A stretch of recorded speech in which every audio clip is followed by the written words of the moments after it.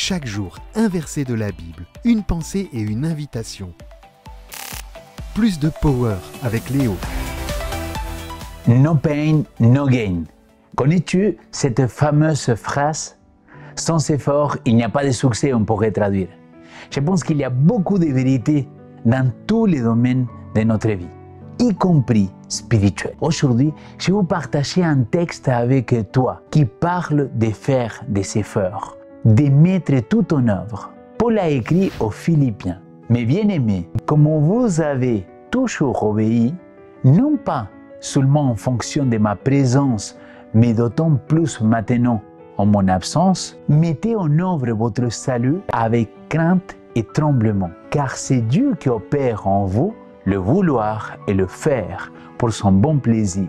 Philippiens 2, 12 et 13. Qu'est-ce qu'il a voulu dire Paul en disant « mettez tout en œuvre pour votre salut » ? Quand il a dit ça, il était en train d'exhorter à s'engager activement dans leur relation avec Dieu. Il encourage à travailler à la transformation de leur vie avec sérieux et engagement. Et c'est la même chose pour nous aujourd'hui.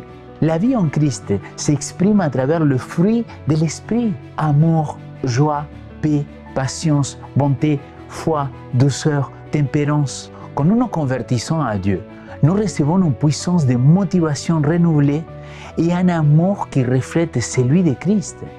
Mais il y a un défi. Le changement ne vient pas sans effort. Paul met en garde contre l'idée d'un changement magique, sans engagement, actif contre le péché.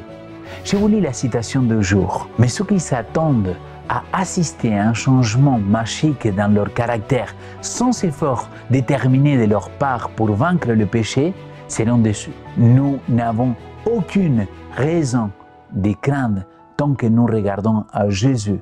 Aucune raison de douter qu'il ne puisse sauver parfaitement tous ceux qui viennent à lui. Mais nous pouvons constamment craindre que notre vieille nature reprenne sa suprématie et que l'ennemi réussisse de nouveau à nous rendre captifs par un de ses pièges. Nous devons travailler à notre propre salut avec crainte et tremblement, car c'est Dieu qui a créé en nous le vouloir et le faire selon son bon plaisir. Avec nos puissances limitées, nous devons être aussi saints dans notre sphère que Dieu l'est dans la sienne. Selon notre possibilité, nous devons rendre manifeste la vérité, l'amour et l'excellence du caractère divin. Mon ami, c'est un travail continu, en collaboration avec la grâce divine. Travailler à notre salut n'est pas qu'une tentative de gagner la faveur de Dieu, mais une réponse d'amour et de gratitude envers ce qu'il a déjà fait pour nous. Aujourd'hui, je t'invite à prendre un temps avec Dieu pour que tu puisses lui demander de te donner le power nécessaire pour que tu puisses faire ta part, car Dieu, lui, il fait toujours la sienne.